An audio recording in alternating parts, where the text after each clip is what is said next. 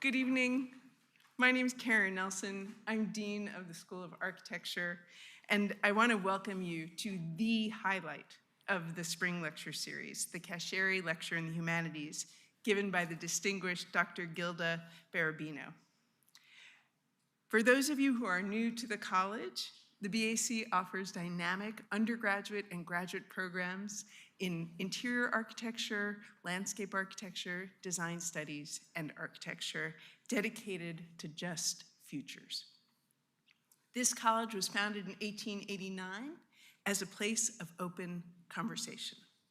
We continue to bring new energy to the conversation about design, about equitable access, about the city as an expression of design values. The Cascieri Lectureship in the Humanities was established in 1992 to honor the life and work of Arcangelo Cascieri, who served the college and its students for more than 5 decades. He transformed the BAC into a remarkable, some would say radical, institution. Dean Cascieri was a teacher, a mentor, a leader, and an ecclesiastical sculptor. He challenged, I think that's my cue here. Here's one of his drawings when he was a student at the BAC. He challenged generations of students and community members to raise questions about the role design plays in society. He emigrated from Italy when he was 5, became a student at the BAC in the 1920s, became dean in 1943. This lectureship began as a 90th birthday gift to him. The inaugural lecture and birthday celebration took place in this very lecture hall 31 years ago. And that's a picture of the dean critiquing students' models. Not much has changed. Here's an image of one of his plaster reliefs, Seeking the Acorn of Knowledge, which is in Memorial Library. Here's an example of a hand-carved, printed Christmas card he made every December for 50 years. And here he is standing outside the BAC in 1976 with President Bernie Springer and Elsie Hurst, right before the mural was completed. And here he is with his goat, and the goat's name, Shushu, and I have it on good authority from his family, who just emailed me the name because I had forgotten the name. Bob and Linda Scher and Alex Scher, who are in the digital audience tonight, but they're delighted that we're still sharing the stories of Arcangelo. And I just want to let you know the reason why he's got a goat in a passenger vehicle is because they were moving the goat, as they did each autumn, to a barn nearby where they lived so it could be housed and warm enough and survive the winter, and then he'd pick it back up in the back of their Chevy sedan, I think that is. Okay, so here we are. The hall is named after him. The gift was meant to be a one-time gift, and he gave it back to the school to endow this lecture. So it's an act of generosity that brings us to this evening and to Dr. Gilda Barabino. And now I'm going to turn my attention to letting you know a little bit about our esteemed lecturer. Dr. Gilda Barabino is going to share her wisdom with us and the incredible example that Olin College of Engineering is, as it represents a radical mode of education through creative, integrated learning, through service, through engineering, and of impact through action. The BAC and Olin share a sense of being outside the mainstream, of offering a divergent way of seeing the world, and of the transformational power of education rooted in service. I also want to express my gratitude to BAC members, especially the late Bernie Goba, Don Brown, and Tony Pina, for all the energy they have put into the Cascieri Lectureship over the last 30 years. Dr. Gilda Barabino is the second president of Olin College of Engineering, and she is leading the college into its next chapter as it continues its mission to transform engineering education. A chemical engineer by education with broad interests in global health and interdisciplinary research and education, Dr. Barabino has pioneered new approaches to problems in medicine. She's a passionate advocate for health equity and leads national efforts to engage engineers in the development of solutions to health outcome disparities. In recognition of her outstanding professional achievement, Dr. Barabino has received many of the highest academic honors. In 2021, she was elected to the American Academy of Arts and Sciences. She was also elected as a member of the National Academy of Engineering and the National Academy of Medicine. And she is currently the president of the American Association for the Advancement of Science, the world's largest multidisciplinary scientific society. I want to invite BAC President Mahesh Das to help honor his esteemed colleague. Mahesh.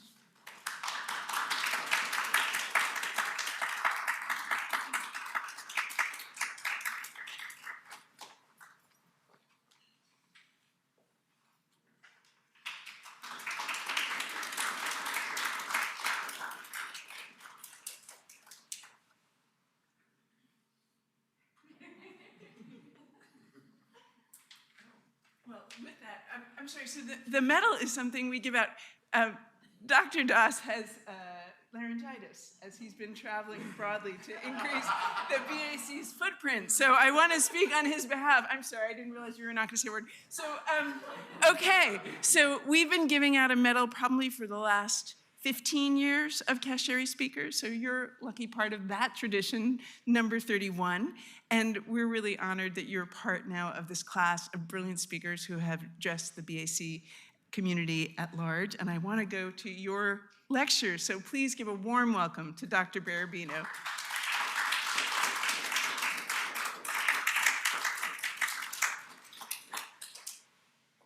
Good evening, everyone. Well, first, I want to say a really strong thank you to Dean Nelson and President Das for this invitation to be here. And I want to thank all of you for being here with us this evening. As the 31st Cascieri lecturer, I am so honored to be with you tonight to extend the legacy of celebrating how the intersections between humanities, architecture, design, and other disciplines improve our lives.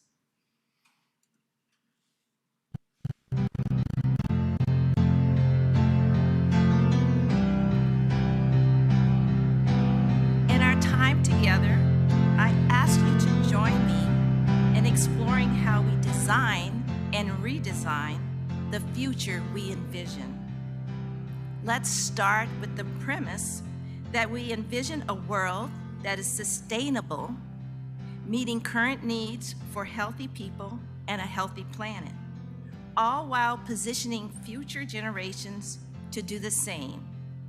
A world that is more just, equitable, and inclusive.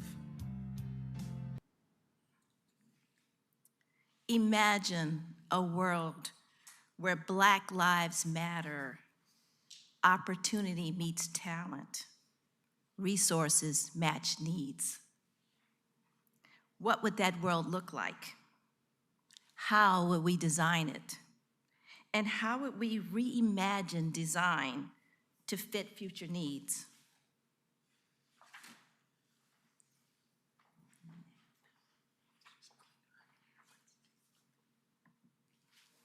Thank you.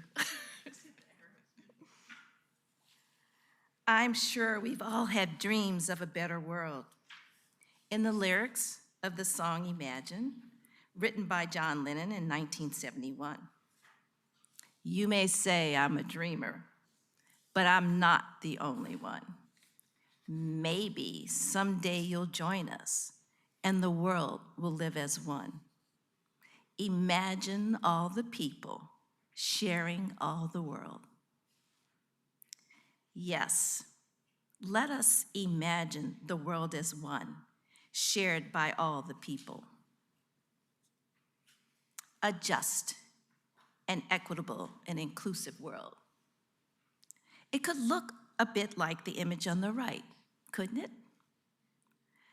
The third of FDR's 4 freedoms, redesigned in one of my favorite quotes from Darren Walker, currently leader of the Ford Foundation. With freedom from want comes the responsibility to serve.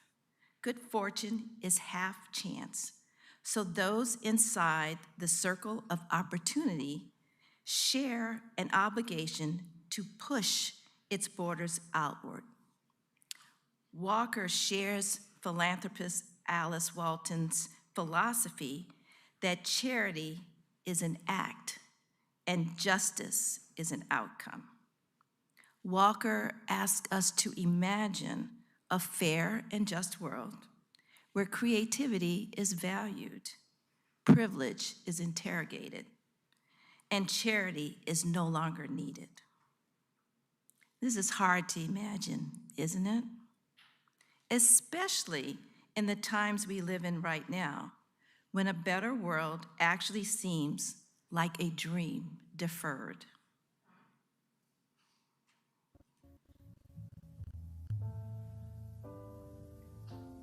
What happens to a dream deferred? Does it dry up like a raisin in the sun? Or fester like a sore and then run? Does it stink like rotten meat? Or crust and sugar over like a syrupy sweet? Maybe it just sags like a heavy load. Or does it explode? I think we are still trying to answer the questions that Langston Hughes so powerfully asked 72 years ago in 1951. Today, the global state of affairs is in need of meaningful and lasting change that can address life-threatening challenges facing humans and the planet, in desperate need of design and redesign. Among those current challenges are the ever-increasing equity gaps for marginalized groups in comparison with the majority, in areas ranging from education to economics to health and well-being. These equity gaps intersect with each other and have legacy effects across generations. The COVID-19 pandemic, for example, eliminated this for us quite brilliantly, revealing the systemic problems in healthcare, nutrition, education, housing, and ultimately human well-being. Economists such as Raj Chetty have done some powerful work on this, how zip code determines access to education. And of course, education determines access to work, which determines access to acquisition of wealth, which determines access to housing, which determines zip code, and the cycle continues. Because these inequities are so inseparable, because they are systemic, we need to bring everything we've got to approach and a solution.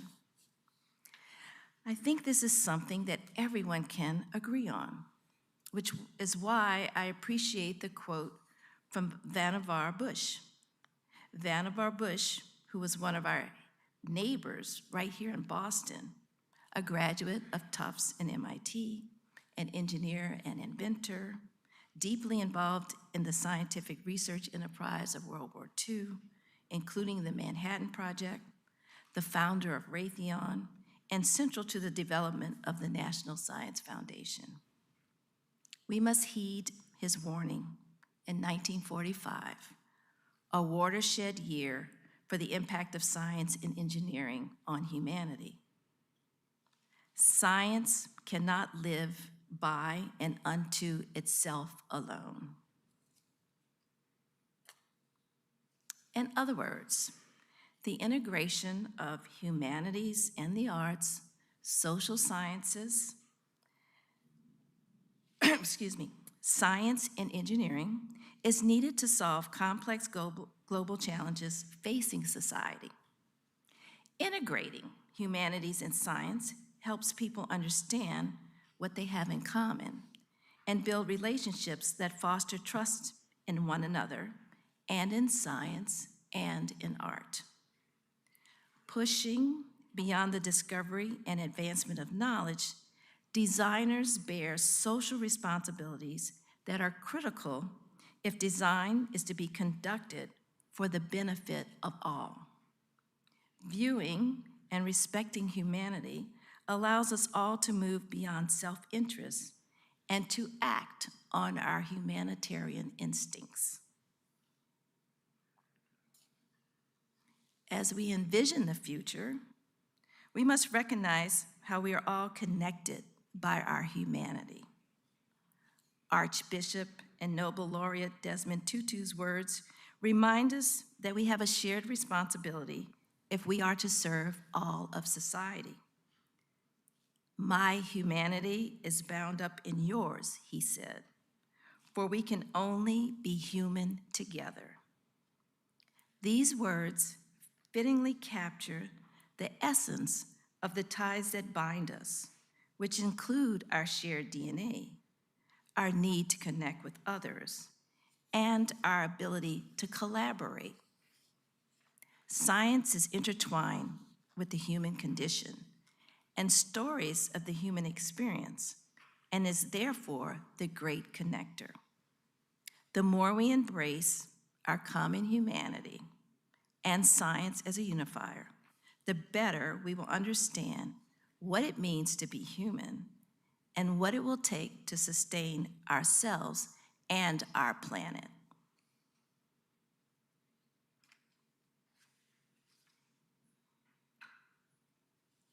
As we envision the future, we must design and redesign for the built world and for culture through the lenses of justice, equity, and inclusion, which will provide a framework to support good design.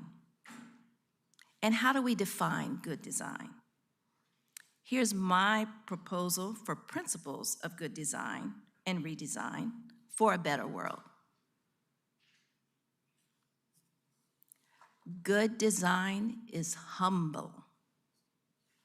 Good design forces us to test our assumptions and to leave our egos at the door, moving beyond self and putting others first, having empathy, sense of purpose, engaging those we are designing for. What I mean by humble design in practice could be design at human scale for a particular individual to resolve a simple problem, a problem that might be deeply connected to my humanity. For example, if I have lost the use of my fingers, how can I still put on my signature jewelry? My colleagues at Olin College, Sarah Hendren and Katrin Lynch, have curated an exhibit called Engineering at Home, which collects examples of humble design. And I will say more about that in a few minutes. Good design is inclusive. Good design pulls people in as participants with agency. I'll tell you another brief story from Olin College, where our first-year students design bio-inspired toys for elementary school kids, including these students in the design process. Results are always fantastic. Our students experience the full integration of nature, engineering, and humanity, and our local fourth graders experience engineering as a fun and collaborative activity.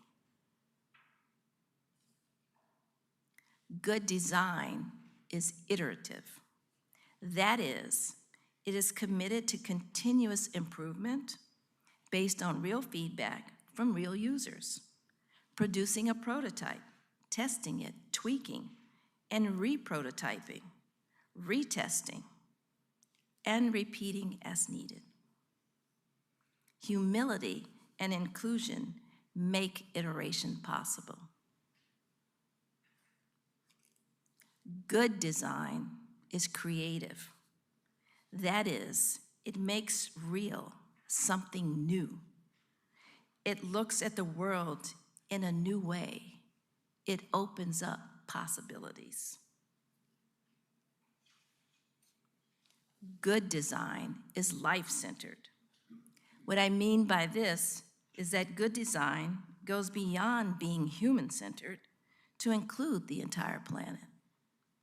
Good design is centered around the life of the planet itself, not simply humans, our oceans, our air, all living creatures. Good design is problem solving. For example, Kenneth Hill is a civil engineer based in Chicago.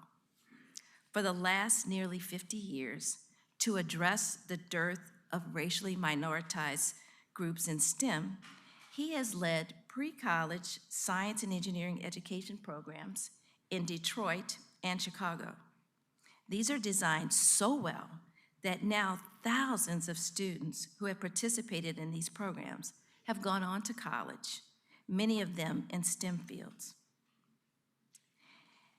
Thinking about Kenneth Hill and what he's done reminds me that we all have the capacity to be designers, whether we are artists, engineers, scientists, architects, lawyers, other professionals, mothers, fathers, grandparents.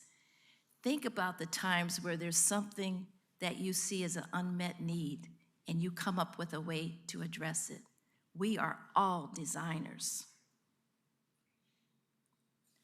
Good design is cross-disciplinary. Back to my earlier comment that science or engineering cannot solve problems alone.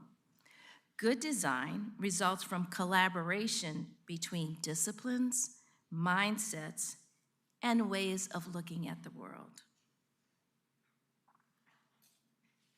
Good design is narrative. Good design tells a story, maybe even more than one story, translating what it means to be human, how we see ourselves and others around us, and how we see the world. Let me give you a great example from the world of architectural design. The National Museum of African American History and Culture in Washington, D.C. The structure itself expresses a narrative about African American experience and identity, separate from the exhibits it contains. Good design is civic-minded. I believe that good design contributes to how we experience and advance this democratic society we live in.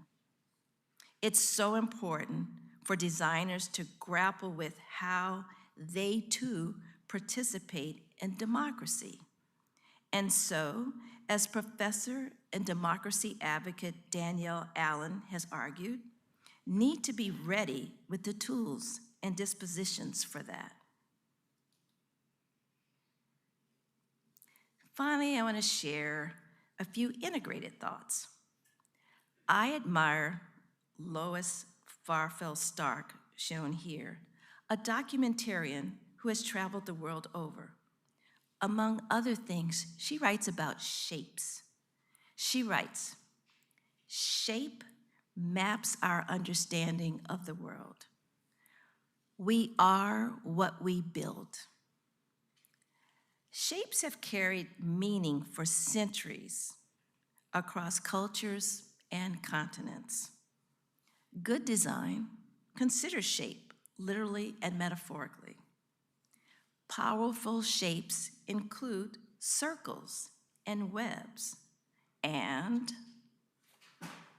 ovals. Oval from the Latin word ovum, meaning egg. Ovals appear in many architectural forms, from arches to bridges to windows and many other structures. They convey unity and a sense of integrity. This is the central theme and focus of the Olin campus, which is built around an oval. not a rectangle, AKA a campus quad, but an elegant, organic, inclusive oval.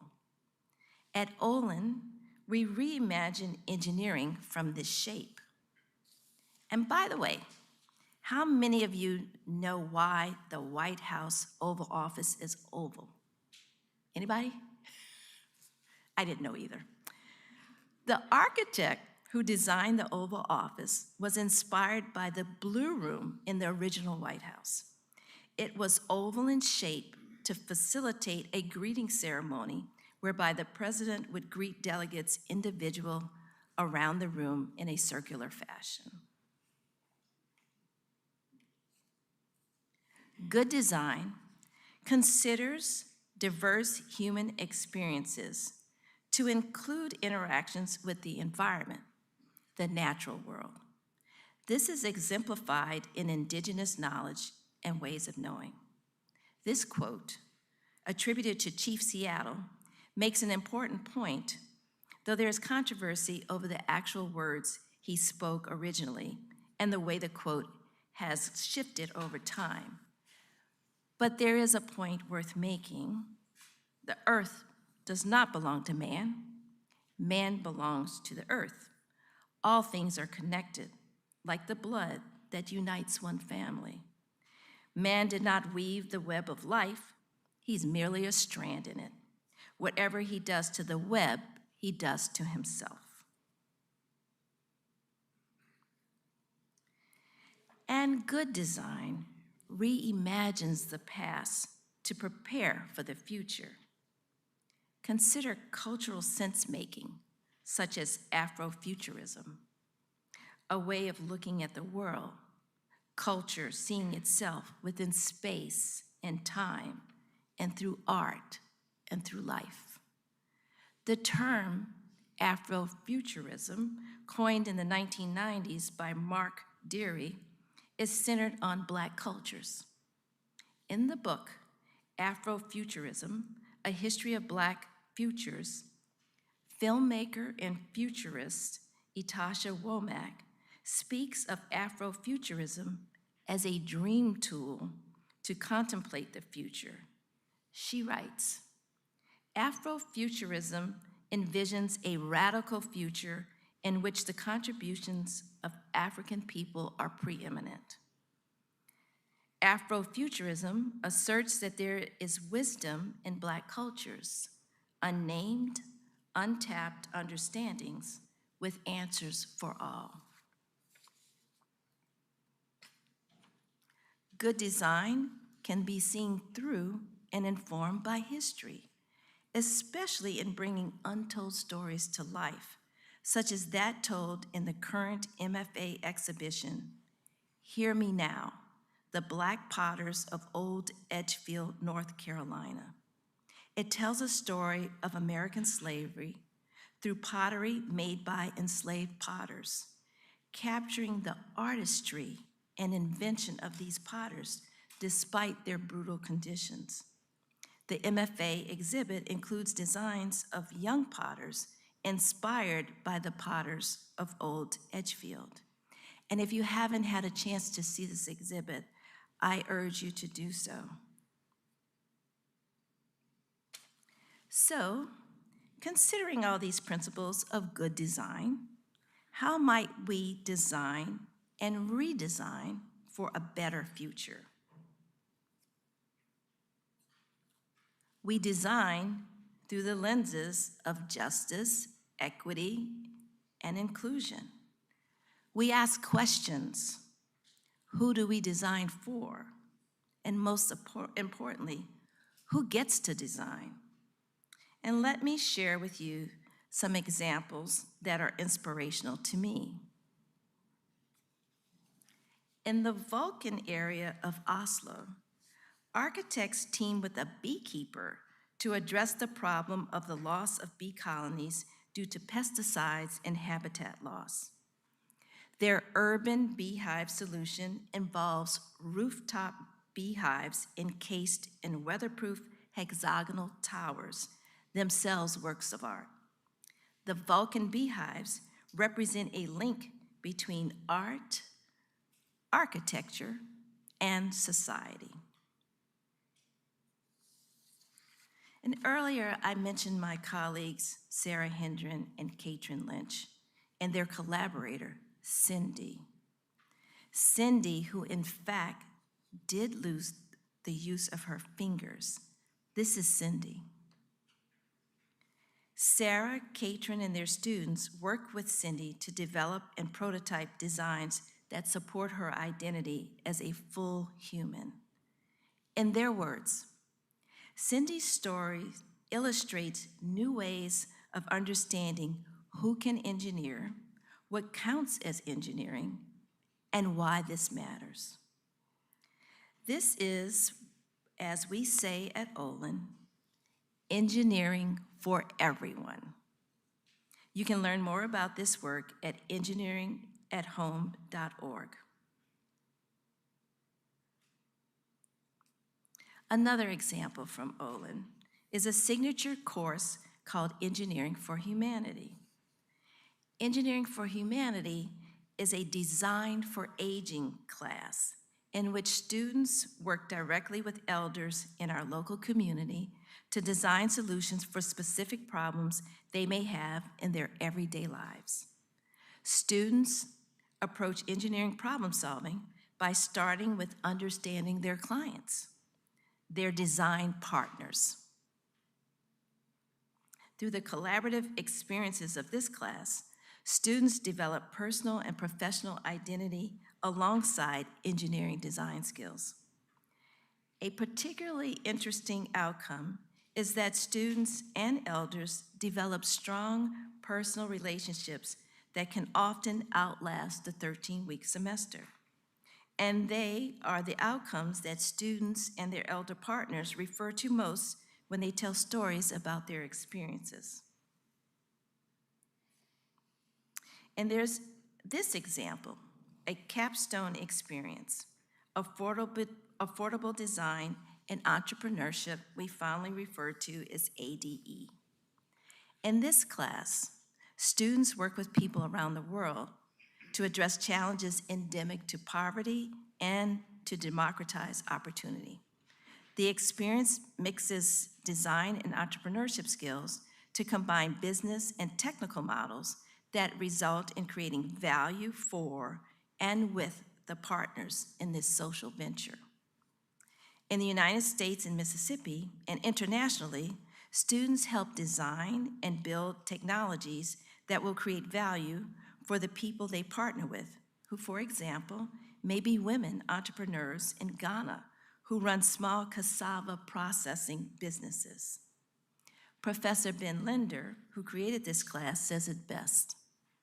ADE is an experience that has profoundly impacted many students' lives, and a good number of them revise their career goals as a result. They walk away with a new sense of who they are and what their role could be in society. My final example is an experiment we undertook at Olin. We called it Sketch Model. In this project, our faculty and students engaged in some very deep experimentation and exploration of what it might really mean to integrate arts, humanities, and social sciences within the culture of engineering education. Robustly integrate, well beyond the simple idea of STEAM, science, technology, engineering, arts, and mathematics. We brought artists to campus, set them to work with engineers and scientists. Results were incredible. An off-Broadway play that connected identity formation and pandemic anxiety through the lenses of both the AIDS epidemic of the 1980s and our recent COVID-19 pandemic. A dance performance informed by mechanical engineering and other provocative experiments. You can learn more at olin.edu/sketchmodel. In closing, I want to return almost to where we started. When we design, and redesign through the lenses of justice, equity, and inclusion, then we will consider principles of good design. And then we will ask questions about who gets to design and who benefits and what is designed.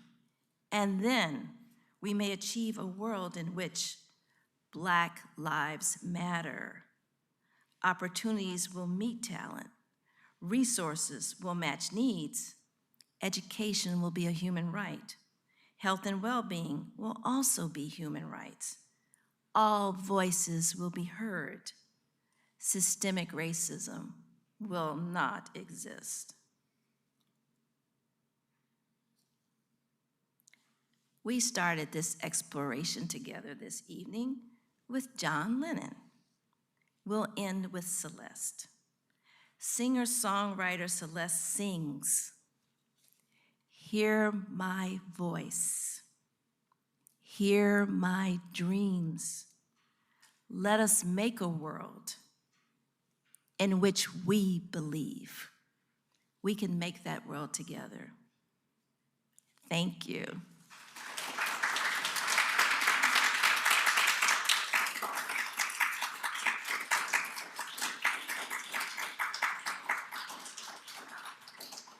If we have time for a question or two or comments, I'd welcome that. And now that I just walk you through what good design looks like and the future we should be thinking about, I'm curious from our audience, what would be the first thing you'd say? Let's get on it to either design something new or redesign something that exists. Shout out, throw it out there. Somebody's got some ideas of what we should design or redesign.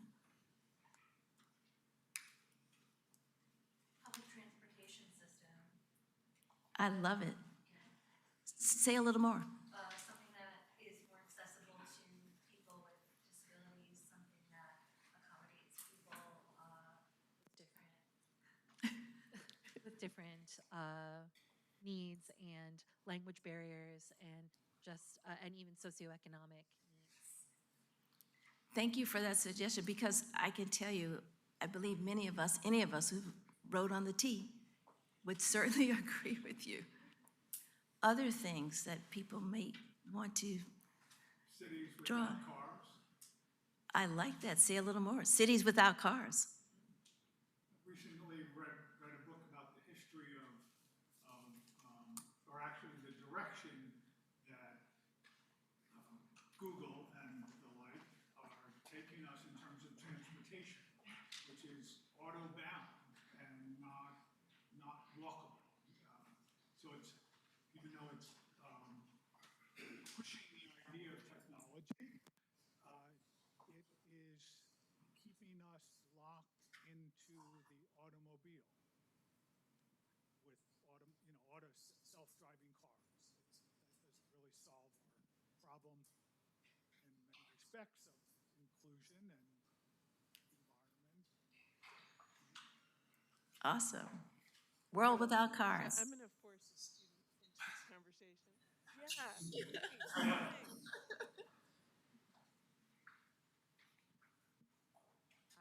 Design with, instead of top down, with unhoused populations. I feel like most of the designs that happen for unhoused populations within the United States are a top down view of what we think people need versus what we work to collaboratively come up with together.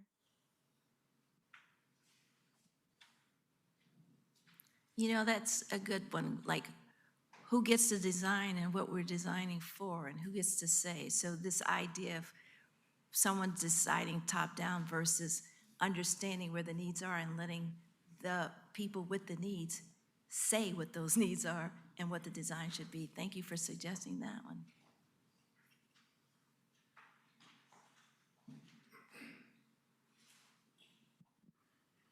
Good evening, and thank you for being here. My name is Dickens, and I do have a question. And my question would be, what advice do you have for young designers and engineers who want to use their skills to make a positive impact on society and address disparities? Could you read, were you making a statement or a comment? I couldn't No, actually no, hear. it's a question. Okay, go. Yes, what advice do you have for young designers and engineers who want to use their skills to make a positive impact on society and address disparities? Okay, so the question is, what advice would I give to young designers, scientists, engineers, architects maybe, who want to make a difference in society? I believe that it's really important for people to get a sense of their purpose and follow that purpose. So be grounded in what it is that's important to you, and then go about trying to get the tools and education that you need in order to do that. So part of what I'm saying is the sense of purpose, understanding it is like, what is it you want to do in life? It's certainly helpful. It's also helpful to understand the connections between what different disciplines, careers can do to help change the world. And many times we are a little bit too narrow in our thinking, but if we broaden our thoughts about even like this part of what I was trying to describe about thinking about architecture, engineering, science, and so on, a broader definition, we blur the lines and the borders, have less borders around how you use those tools from those different areas to make a difference in the world. I also tell young people to talk to folks who they may know who are doing things that are interesting to them. It's amazing how much you can learn from those who seem to be operating in a space that you would want to get into. And we don't ask questions enough. I also would say it's worth those of us who are positioned and already farther along in our careers to make the effort to reach out to young people and share, not wait for people to come to us. So that's just a few things that I would advise young people, and certainly don't give up. Don't give up on those dreams. Have the dreams and don't give up on them.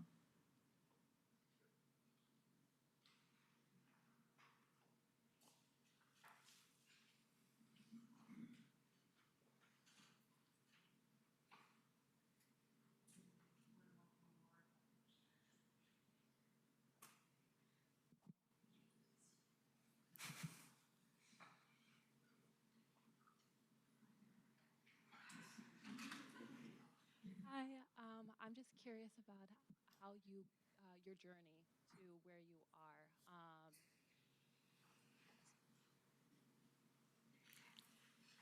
I'm not hearing you, I'm sorry. Not. Oh, is this better? I was just curious to learn more about, hear a little bit about how you got to where you are. What was your journey? Oh, do we have all night? So the question was a little curiosity about how I got to where I am. I'll try to give you the quick version. I like to say that start out like where I grew up and how I was brought up. I was brought up in a family that was a military family. I was born in Anchorage, Alaska, and we moved around a good bit. And I share that because those early life experiences have a lot to do with choices that you make later. And my parents were very strong on, you will get education. Education is the most important thing ever. So I moved around, as I said, but I did not know I wanted to be an engineer. I didn't know any engineers. I started out in college majoring in chemistry. And I have to tell you, one of the reasons why I chose chemistry is because when I was in high school, the high school chemistry teacher ignored all the girls in the class and acted as like we couldn't do it. So I'm like, I'll show you. And so I majored in chemistry in college. But then I did not really want I didn't see a career path in chemistry. And actually, I started out as pre-med and decided I didn't want to be a clinician. So I saw chemical engineering as a path to apply chemical type principles. And because I did have some interest in medicine, I used my engineering background to apply it to solve problems in medicine. And I started doing research in sickle cell disease. I also felt like, again, the education and being in that environment was so important. So I pursued an academic career, and I started my academic career at Northeastern in 1989, that's how old I am, as a chemical engineering professor. and then went on to take on some administrative roles over the years, and eventually landed as president of Olin. But I will say, like, part of what was driving me was the purpose that I talked about. And what was my purpose early on? It was broad. I wanted the world to be more fair and equitable. I wanted to have opportunities that somebody told me I couldn't have. I wanted to make sure that others coming behind me would have doors open for them that weren't necessarily open for me. I wanted to do something technical. At the time, I didn't quite know what, but I feel that it's really important wherever we are and whatever we have available to us, that we use it in a way that actually can help others and ultimately will be more impactful for society. So thank you for that opportunity to share a little bit. We have time for one more question, if there is one. Or comment.